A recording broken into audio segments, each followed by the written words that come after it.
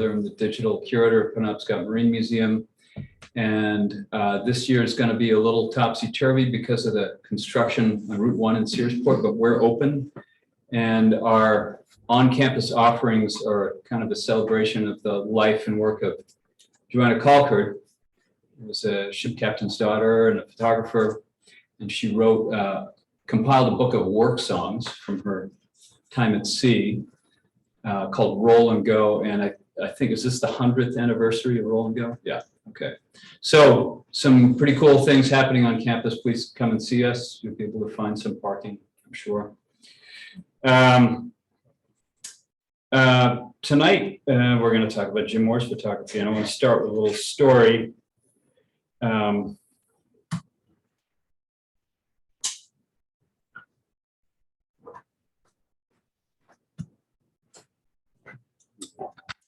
If I can advance the slides.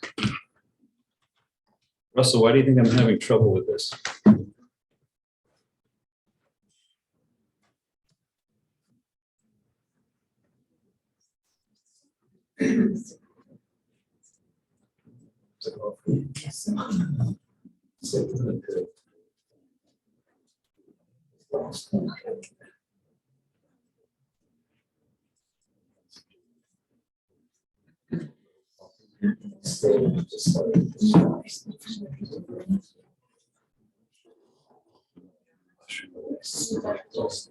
Thanks for bearing with us. It's the Zoom thing that makes it more difficult. We close that. Yeah. Okay.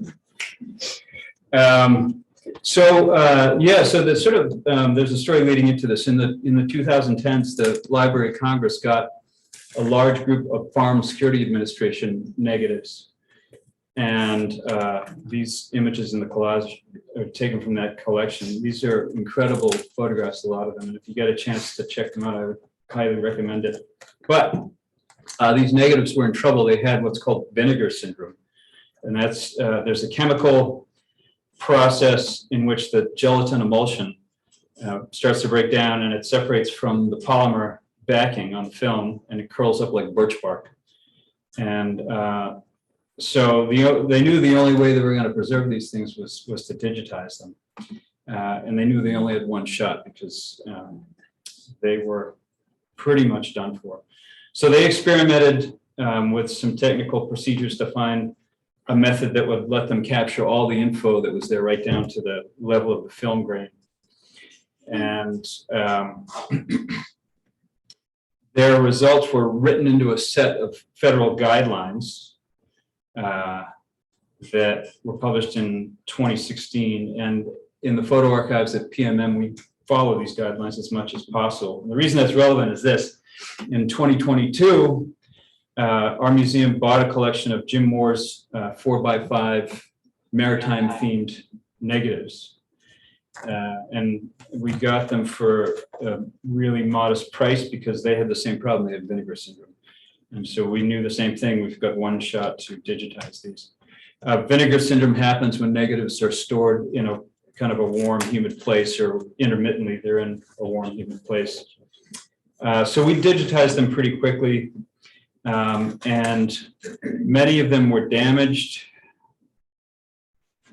You can see in this one here, you can see up in the upper left corner that the emulsion is peeling off the plastic. And it gets worse. These kind of wrinkles form in the emulsion, air gets behind it, and it kind of obscures the image to one degree or another. And this is like one of the really bad ones. But at the same time, the process yielded a lot of sharp, very sharp, clear, detailed images like the ones that we see in this exhibit here. So we were pretty happy with the results. And we've learned a lot in 15 years of doing this. And while we don't have the equipment to process photos to Library of Congress standards, we produce some pretty high quality digital images. They are suitable for most purposes. We also don't have a freezer to store old film in, which would be ideal, but everything is climate controlled. They're stored in a cool, dry room, and so they'll last longer than they would have otherwise. So why preserve Jim Moore's negatives? Why are they important? Let's take a look at a few and see what's good about them. To my eye, he had an excellent sense of framing and of geometry.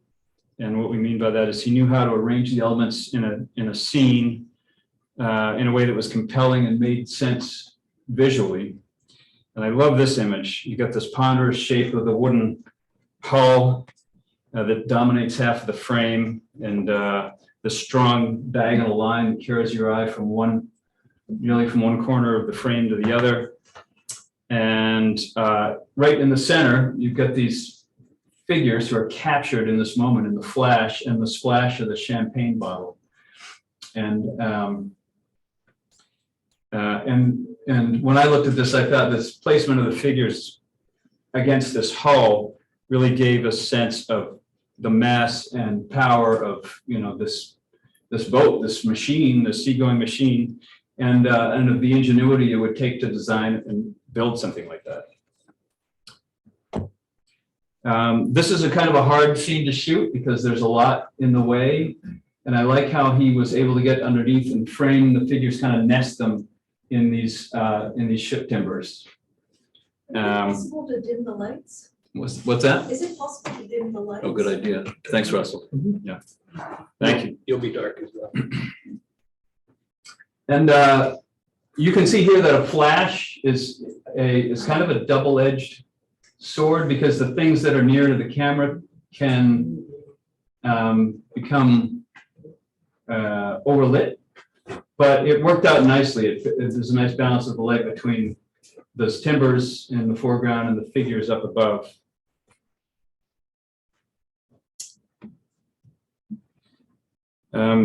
So, you know, photography wasn't originally viewed as an art form like painting, because you're not doing any mark making in most cases. Typically, you're only using your hands in these, you know, mechanical processes. But to me, you know, a certain sense, a photographer makes marks by positioning self and camera in relation to the contents of the scene. And this photo has some great lines, and you've got these vertical lines that are kind of converging upward, emphasizing that, you know, everything in the photo is happening above the camera. And at the same time, there are these competing lines leading you from the lower right corner up into the lower to the upper left corner. This kind of perspective, which, you know, a lot of photographers use, it literally elevates the figure. It's almost like a little kid's point of view. So, yeah, kind of a powerful image. In street photography and in journalism, part of the creative process is waiting until the motion in a scene kind of arranges everything for you. And, you know, it's obvious from looking through Jim's photos that he had a talent for this. Here, it's almost as if we're seeing from the perspective of the boy in the lower left, and the boat is right in the center frame, but it's in the distance. And the photo is, to me, is as much about this boy as it is about that boat. It's as if we're seeing this fantastic moment from his world. We've got this, you know, sun lighting the scene, the pennants flying on the boat that's being launched, and the water foaming as the cradle hits it. And you can see the crowd gathered in the distance over to the left. It's kind of a beautiful image. And the French photographer Henri Cartier-Bresson talked about the decisive moment. It's that moment when you know everything's come together exactly right in a photo. And you just have to kind of hang out and be patient. And he did a pretty good job with this one. He waited until the moment where these two figures had separated on the left, so you can see both of them. And they've got their poles crossed, which creates, you know, some interesting kind of symmetry and asymmetry of angles. And he's just inverted the net to drop probably alewives out of it. And just at that moment, we see this boy looking over at what they're doing from the right hand edge of the frame. So another reason that we feel it's important to preserve Jim's photographs is that he was a pretty accomplished guy. He was pretty successful. He won a lot of awards. He won this award from his publisher in 1959, I think it was. Yeah. I don't know which picture this best feature picture refers to, but at this point he'd been working almost 20 years for Gannett Publishing, and his work was pretty respected. And he worked for, I didn't know this, but there was a Rockland office of the Portland Press Herald, and he worked for that office. Here we see him second from the right, and he's acknowledged in the caption. This is a photo of a Knox County Camera Club salon show, and Jim was a longstanding member of the Camera Club. And here it mentions he'd won second place in this show, but we also know that he won several firsts throughout the years that he was part of the Camera Club. But the biggest spotlight on his work was probably when he was awarded second place in a photo contest that was held by the National Press Photographers and the NFPA, National Fire Prevention Association, in '53. So he shot photos of this big fire that destroyed the south end of Rockland a few months before this happened. He got word while he was flat on his back with the flu, when he threw some clothes on over his pajamas, grabbed kind of a mediocre camera, found a decent lens for it, and he flew out the door with his wife, Cecile, who was kind of his assistant. They got there, and they were told that there were fuel tanks in a nearby hotel that would probably explode, and so it was decided that Cecile should clear out. So she left, but unfortunately she took his tripod with her. So there he was, and as he put it, I had two headaches at the fire, one from the grip and the other from a 40-mile-an-hour wind and driving rain. I had to brace my camera on the hood of a parked car. And so he held the shutter open with a paper clip to focus on a ground glass, because the camera didn't have a viewfinder. It's a very difficult thing to do, even in good lighting, because everything's really dim and it's upside down. It's pretty kooky. But he was pro, and at around 125th of a second at f4, he got this shot. It was also late December, and that's dedication right there. He won. We know he won numerous other local and national awards for his photos. I don't have much detail about that. We know he had a solo show at the newly opened Farnsworth in Rockland. And he was a several-term president of Knox County Camera Club. He was also active for several years in the National Press Photographers Association. So another reason that this body of work is important is that he probably made thousands of pictures of boats and waterfronts and maritime life in Knox County and Midcoast Maine over the 30-plus years of his career. So it's obviously it's important to us as a maritime museum. And at the time, boat building, shipbuilding, fishing were still kind of mainstays of the economy around here, and that time is gone now. But Jim's photos portray a time when that was still a fact, and he photographed captains, fishermen, shipbuilders and boat builders, Coast Guard officers, Santa Claus, sardine carriers, schooners, tankers, got this shot from the air, cruisers and yachts, many draggers. If I'm not wrong, ground fishing was a bigger fishery at the time around here than lobster fishing was. Yeah. And lobster boats, of course, still wooden lobster pots, and many interesting waterfront scenes. Some of them kind of amusing. The sea turtle got caught in some lines, and there was a big crowd that came to watch these guys free it.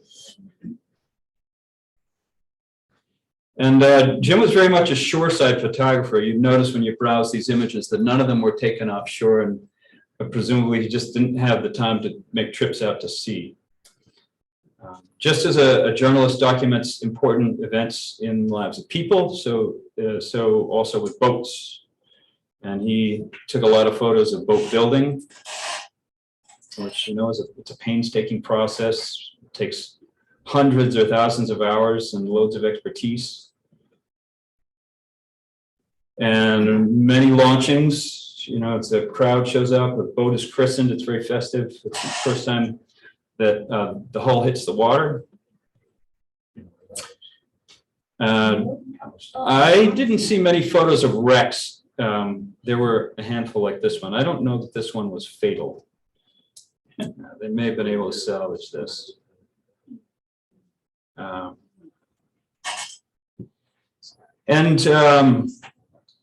You know, so it's really clear that he had a gusto for photography and that he loved what he did. And this brought him into contact with a bunch of well-known, active local photographers. And these connections helped put his work into a broader context. We're pretty sure he must have rubbed elbows with Irving Neville's. That's not him. I don't have a picture of him, but that's one of his photos. We don't know much about Neville's, but he photographed a lot of maritime scenes and had images published in National Fisherman. Many of you are probably familiar with National Fisherman, which was headquartered right here in Camden for quite a while. And he was in the Knox County Camera Club with Moore.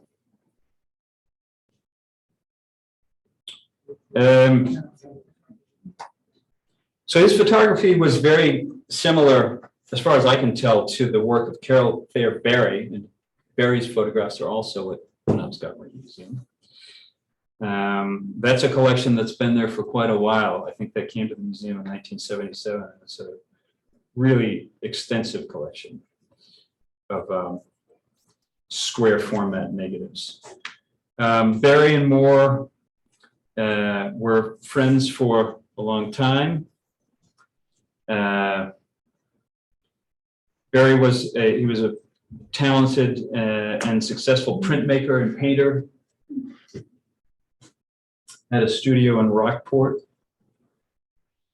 About 40 years into his art career, he became a dedicated photographer, and his photos were often used as studies for woodcuts. Actually, he was also a member of the Knox County Camera Club, and he hosted the meetings at his house for several years. Moore remembered this intriguing clutter of artwork at his place, and there was a printing press in the middle of it all, and block cuttings for printmaking. And he related that Carroll always sat on a high stool down back, eyes twinkling in enjoyment, listening intently to the variety of photo lore under discussion. This article announces a retrospective of Barry's work that happened at the Farnsworth in 1986, which is about 8 years after Barry died. And Moore was among the people who were asked to speak, and he got up and spoke fondly about Barry and his connection to him. As he recalled, out on some assignment, I'd stop in. Carroll would stop whatever he was doing, flop into an old easy chair looking down the harbor, light up his pipe and chat. He was a kindly soul, and I guess we were fortunate he lived to be 90. Otherwise, he never could have given so much time from his work to the constant stream of visitors to his studio. So Moore was also a good friend of Kosti Ruohomaa's, and many of you probably know who Kosti was. He was a son of Finnish immigrants, and he grew up in Rockland on the family's farm on Dodge Mountain as a blueberry farm, and he broke his dad's heart by going to art school instead of staying and running a farm. And so he ended up becoming a celebrated photographer who very inventively, I feel, described Maine and Mainers with his images. His photos were published through a Manhattan agency called Black Star, who donated his archive to Penobscot Marine Museum in 2017. Another good fortune for us, for all of us. Kosti lived for years in a cabin at his folks' place, and he used this as a base for his travels. He did a lot of traveling. And in a letter to our friend Deanna Bonner-Ganter, who contacted Moore while she was researching Kosti's biography, and I think Deanna's actually with us tonight on Zoom. Moore said in his letter to Deanna, "We were kindred spirits, and my wife a good cook. My home at the time was a stopping place for many artists and craftsmen of the area and time. Our house was one of the very few off the mountain havens he knew he could count on." Moore gave a talk about Kosti at Union Historical Society in '78, and that was, Kosti died pretty young, so it was several years after he died. He said, I'll just say a few things about him as a friend of mine who, for many reasons, is considered as the best photographer of contemporary Maine. A lot of people said this about him at the time. And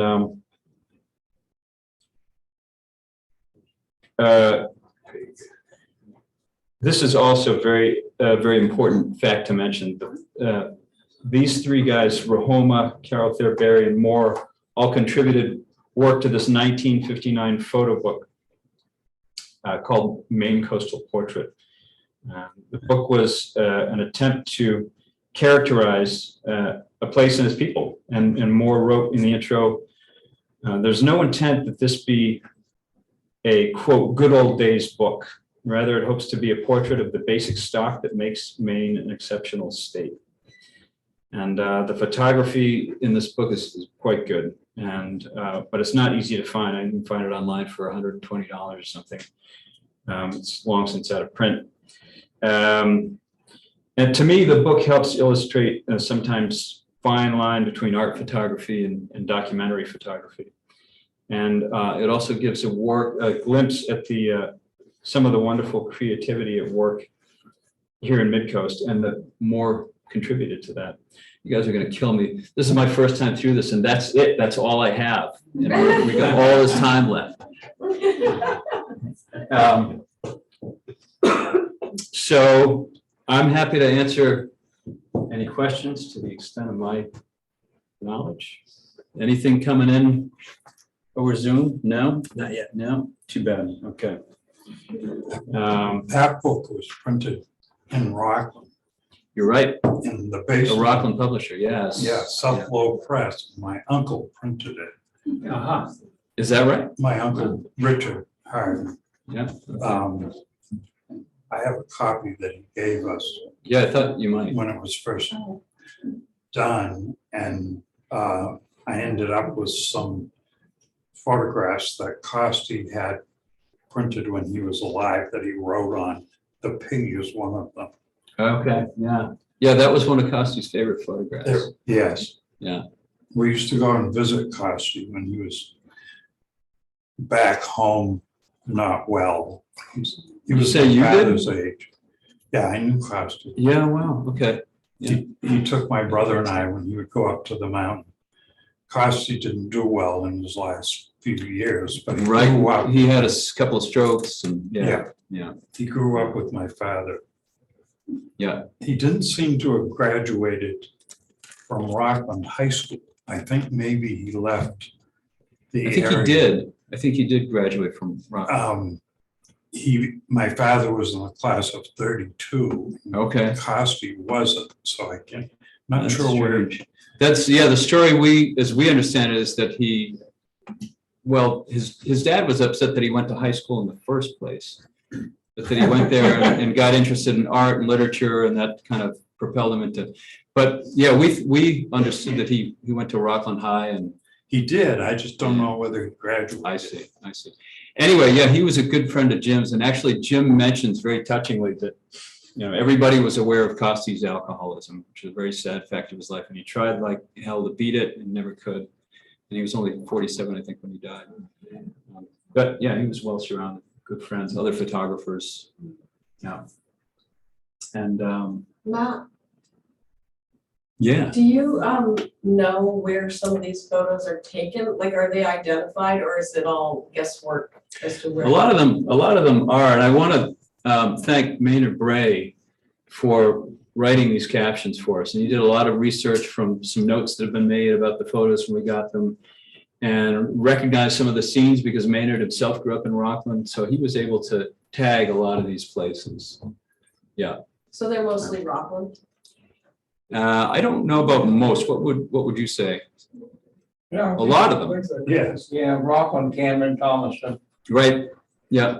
Well, yeah, because that would make sense because he was based Right. here for the Gannett publication, so he was covering for the newspaper. This area. How yeah. big a collection is it? The negatives that we have there are just over 1,000, I think. Yeah. Okay. And I'm assuming, and I don't know anything about the body of work that's at Rockland Historical Society. Rockland Historical has a huge collection of We have Jim's work. 6,000 of his negatives. Is it 6,000? Yes. Okay, yeah. We thought it was more than that, but And, well, Maynard spent months culling out maritime and marine oriented. Was that right, Yeah, I 2 or think 3 it years was ago? one of the 1,400 maritime ones. I Yeah. think, Brian. Yeah. yeah. Yeah, so that led to my guess that between what we have and what Brian has done and what Rockland has, there are probably thousands of maritime photos. Yes. So all 4x5? No, there's some what we call medium format. It's a square, 2 1/4 square negatives as well, Okay, so but you- mostly 4x5. So he'd been using a speed graphic type. Exactly. Yeah, like a red, press photographer's camera. like red. Exactly. Yeah. Exactly. Yeah. Yeah. Yeah.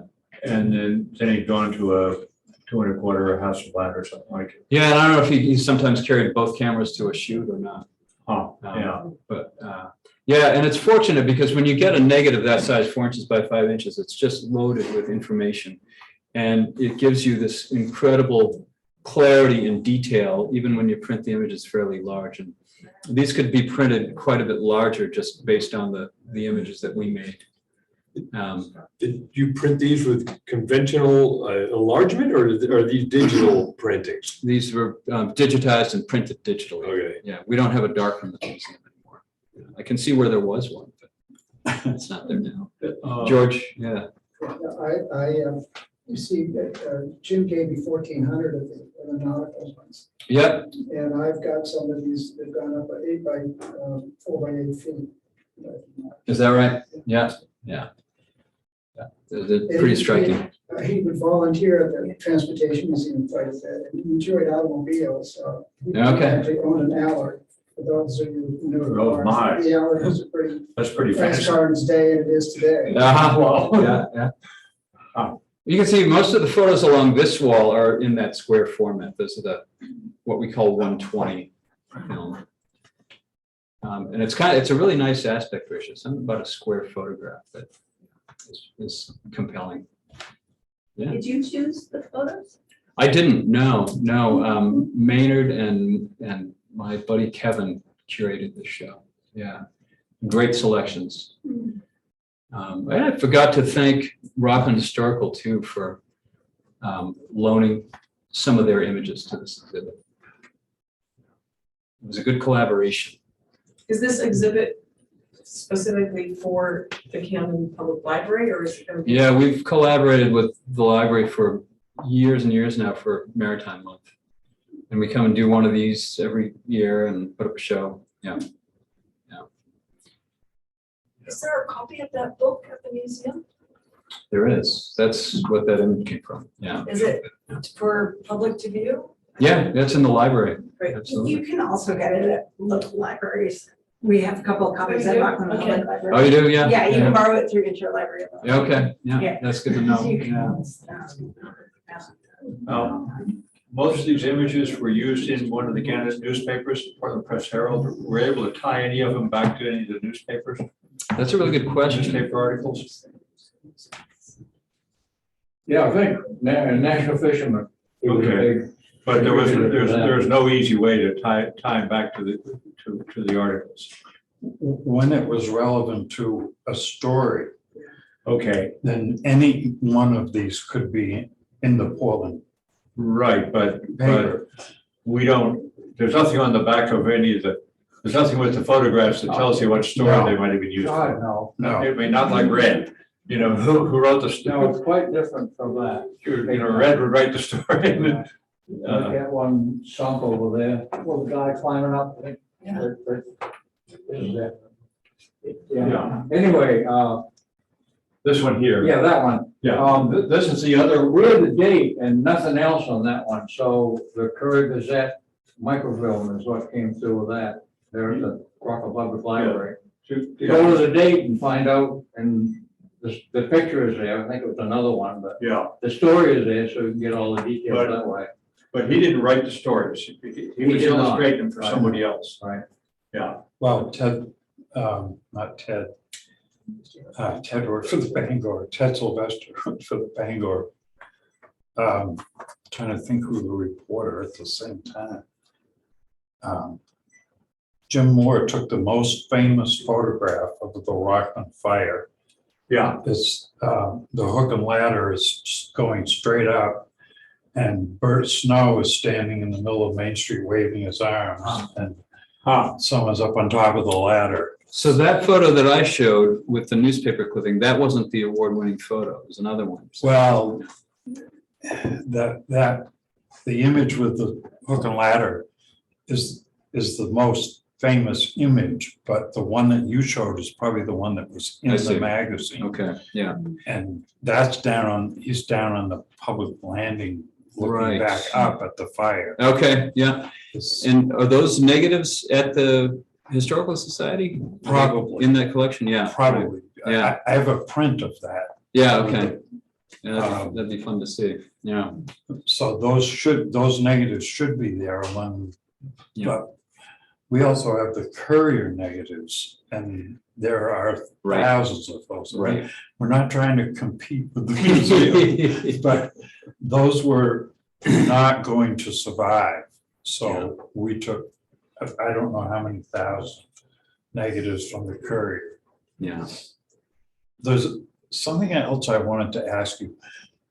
You had an image of Carroll Thayer Barry painting, and it's back a little way. Yeah, yeah. He's painting an oil painting of Bath Iron Works. That's right, yeah, that's what that painting is, yeah. Many people here will know him for his woodcuts. Yep. Because you used to be able to buy them at the Smiling Cow for $10. Now they're $200. Yeah. But he didn't do very many oil paintings. Yeah. That's one, we have one of the gas kilns in the North End in Rockland, which is, Okay, he did okay, an oil painting and a woodcut and a Yep. photograph. cool. His oil paintings are rare. Yeah, yeah, I think I've laid eyes on one. Yeah, Yeah. it's What percentage of these are diacetate with the vinegar? And because obviously then he moved to triacetate with more of a safety film later on at some point. Right, I think that's probably the case. It's not, so the ones where there's obvious degradation, I would say it's not a huge percentage, maybe, maybe 15%. Yeah, that's right about the time that people were starting to switch from the diacetate To safety film, yeah, exactly. which was more stable, yeah. Yeah, we ran into in the Roosevelt collection. There was a lot of that flexible film from the 1930s, which is the first iteration after the nitrate negatives. The first iteration is safety film, were the ones that you talked about with the vinegar. Right, that's the collection that's at Mystic Seaport. That's right. Yeah. And we were unfortunately, one of the people that identified that problem, because there had not enough of the 1930s stuff was in existence, so that people didn't know about the degradation. That this is going to be a degradation problem. Oh, And, yeah. Yeah, I remember that. I think it's very hard to slow it down Yeah, once yeah, it starts, and you can't stop it. That's right. Still, eventually. yeah, that's right. Yeah, so it was important work to get this stuff digitized. And the material at the Historical Society, is that mostly on the more stable film? Yes, but it goes back before the stable film. That's the 90s And- days, yeah.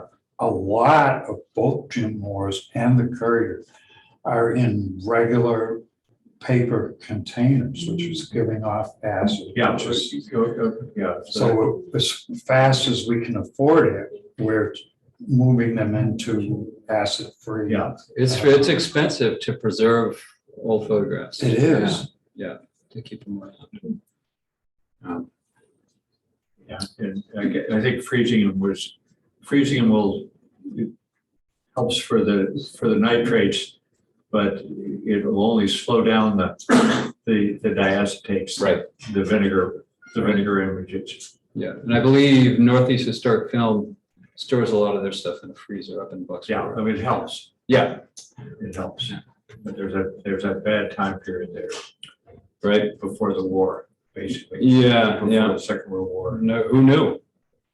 No. Yeah, it was a great thing because you had been using nitrates in glass before that.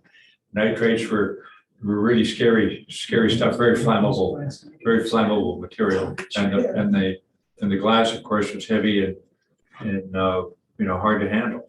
Right, right, yeah.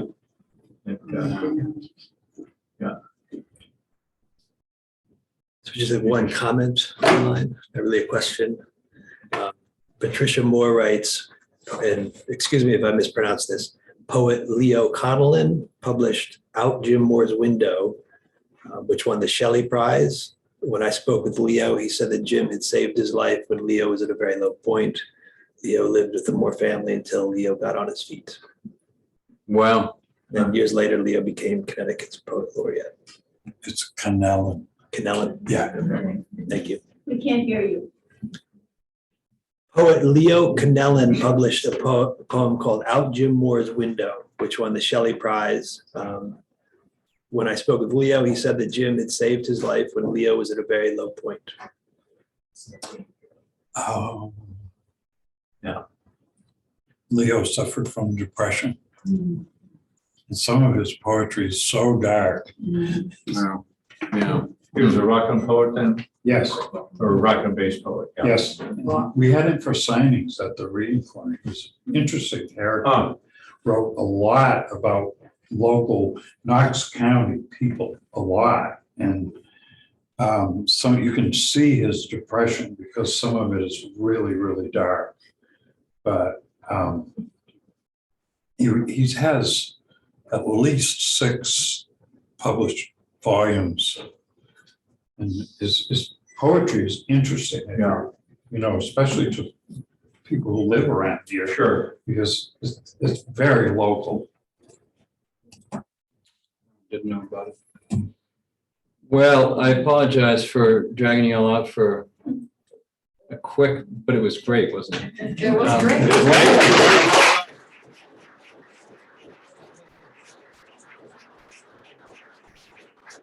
This show is up until the end of the month, and if you haven't had a chance to browse it, I think we may get thrown out of here because they're wanting to close, but come back and see it. And the Jim Moore collection is digitized, and we have a volunteer who's been cataloging it for months now. We're making really good headway with that, and before too long, it'll be published in on our new online database. So visit the website to get news about that. Yeah. Thanks again. Thanks, everybody. Thank you. It's really good to hear.